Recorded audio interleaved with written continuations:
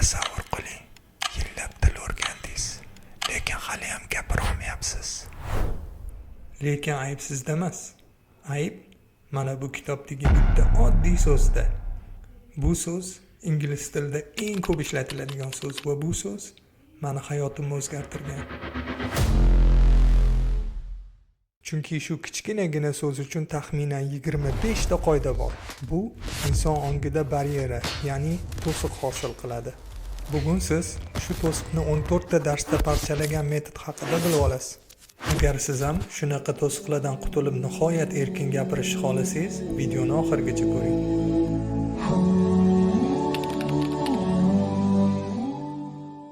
2010-yil Toshkentdagi til markazida ingliz tili ustozi bo'lib ish boshladim.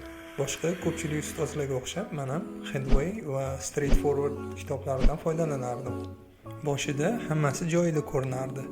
Beginner o'quvchilarim bilan kitob bo'yicha ketaveramiz, ishimni yaxshi bajaryapman deb o'ylardim.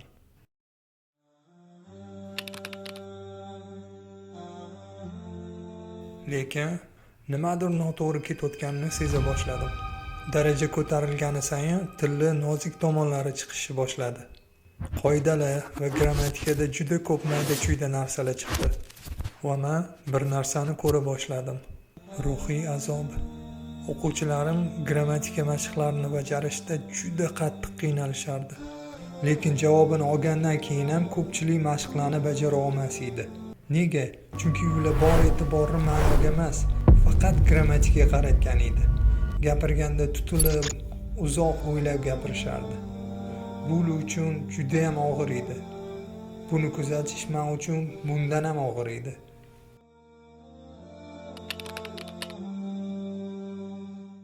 Balki ayb mendadir, balkim grammatika bilimim yetarli emasdir deb o'yladim. Grammatikani butunlay o'zlashtirishga qaror qildim. Advanced Grammar degan kitobni topdim.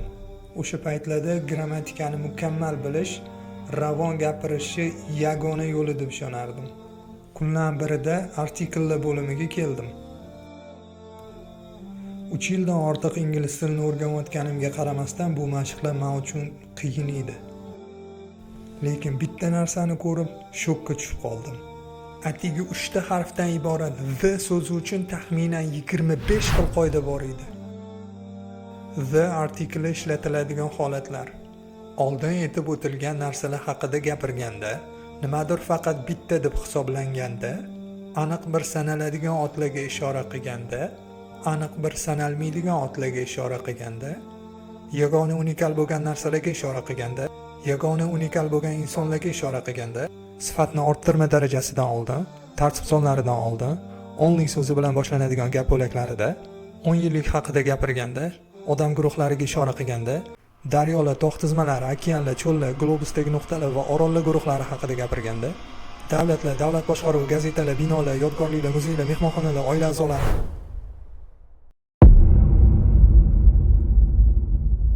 Eng yomoni nimada bilasizmi? Bu so'z ingliz tilida eng ko'p ishlatiladigan so'z. Deyarli har bir gapda ishlatiladi. Ya'ni siz bu so'zni bilishingiz shart. O'tirgan joyimda o'ylab qoldim.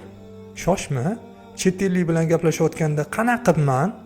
25 ta qoidani hammasini eslashim, qaysi biri kerakligini bilishim va to'g'ri ishlatishim mumkin.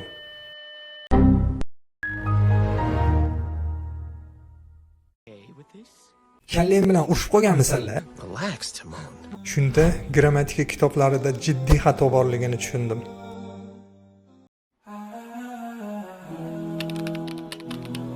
Keyingi hafta keskin qaror qabul qildim. Keyin sinfxonaga kirdim va o'quvchilarimga aytdim. Men bu darsliklardan, qoidalardan umuman charchadim. O'qitish metodikamni o'zgartirmoqchiman, lekin menga sizlarning yordaminglar kerak bo'ladi. Ular darhol rozi bo'lishdi. Chunki ular ham shu kitoblardan juda ham charchagan edi. Lekin endi boshqa muammo bor. Menda na o'quv dasturi, na tizim bor. 100% javobgarlik meni bo'ynimda. Bosim kuchliligi sabab juda kam uxlardim. Ertalab 8 dan kechqurun 9 gacha dars berardim.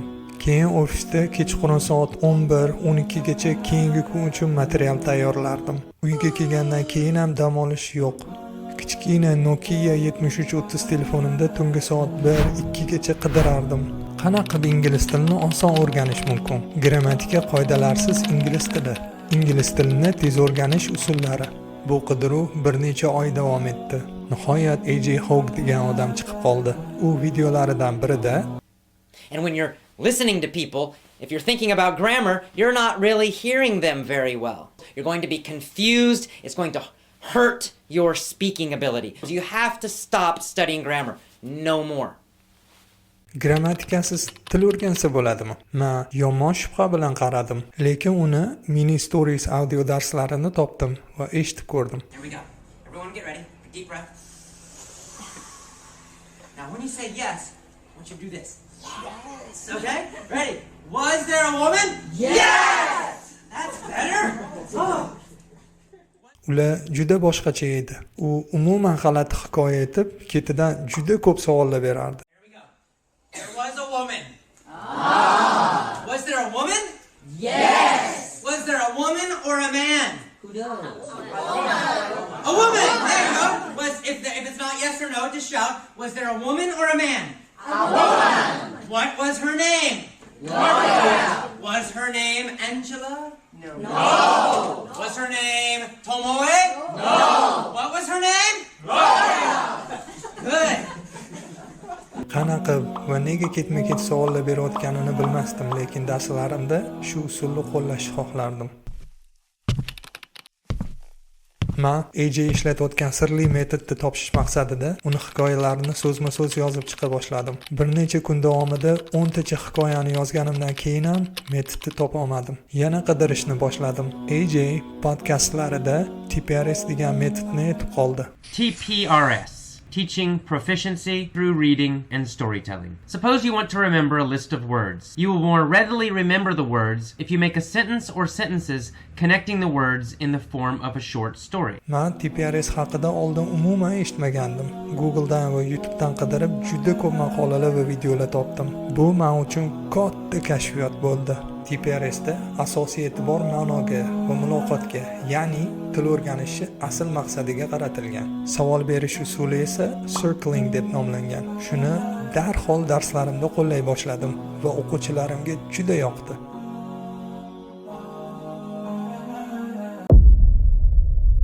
Keyingi yillar mobaynida TPRS yordamida juda ko'pchilik, yoshlar va hatto opa-dodalar ham ingliz tilini qoida va so'z yodlamasdan o'rganishdi. O'sha birinchi guruhdan keyingi 15 yil davomida reklamaga deyarli hojat qolmadi. Odamlar natijalarni o'z ko'zi bilan ko'rib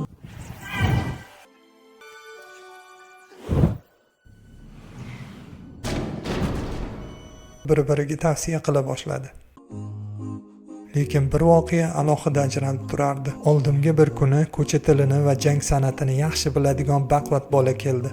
Ustoz, men maktabda pashti o'qimaganman. Boshqa ustozlar menga yordam bera olmagan. Bilimini sinab ko'rish uchun boshlang'ich darajadagi hikoyani berdim. U tarjima qila olmadi. Darslarni boshladik. Atigi 8 ta darsdan keyin men unga o'sha hikoyani yana berdim. U birorta lug'at ishlatmasdan 2 betni tarjima qildi va kulib Ustoz, yondirib tashladimmi tarjimani? Bu 8 ta dars oldin tushunmagan hikoyasiligini aytganimda hayron bo'lib qoldi. 14-darsga kelib, u o'sha 200 ta so'zli hikoyani o'z so'zlari bilan aytib berdi va taxminan 30 daqiqa davomida to'xtovsiz ingliz tilida gapirib turdi. Bu juda ko'p misollardan biri xolos. O'tgan 15 yil davomida yuzlab insonlar aynan shu yo'l bilan ingliz tilini o'rganishdi. Ular soatlab grammatika mashqlari yetishmadi, lug'at yodlab qiynalishmadi. Shunchaki hikoyalar orqali tilni his qilishni o'rganishdi. Hatto o'zini til o'rganishga qobiliyatsiz deb hisoblaganlar ham natijaga erishdi. Chunki bu uslub miyani tabiiy ishlash prinsipiga asoslangan. Savollarga javob berish va hikoyani o'z so'zlari bilan aytib berishga o'xshagan kichik g'alabalar o'quvchida ishonch uyg'otadi. Hech narsa odamni muvaffaqiyat kabi ruhlantirmaydi.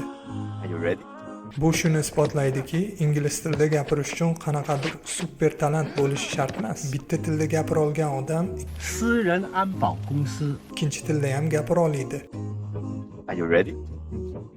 Videoni oxirigacha ko'rganingiz uchun katta rahmat. To'g'risini aytsam, bu umrimda qilgan videolar orasida eng ko'p vaqt olgani bo'ldi. Chunki buni tayyorlashga, ya'ni izlanish, ssenariy yozish va montaj qilishga taxminan 1 oy ketdi. Lekin buni prosta prosmotr yoki podpiska uchun qilmadim. Buni til o'rganishdagi eski usul, zerikarli grammatika, uzundan uzoq so'zlar ro'yxatini yodlash va cheksiz qiyinchiliklarga chek qo'yish vaqti kelgani uchun qildim.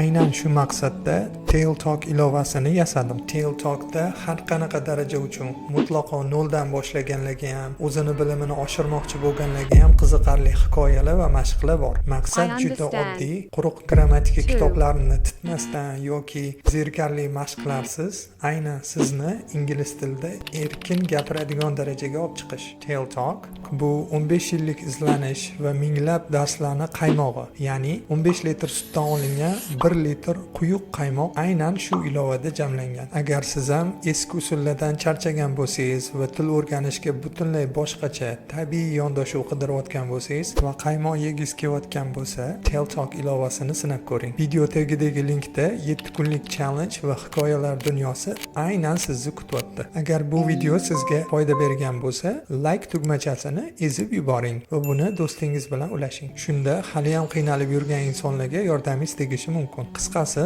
savobiga sherik bo'ling. Vaqtingizga rozi bo'ling. Keyingi videolarda ko'rishguncha Assalamu alaykum, yeah.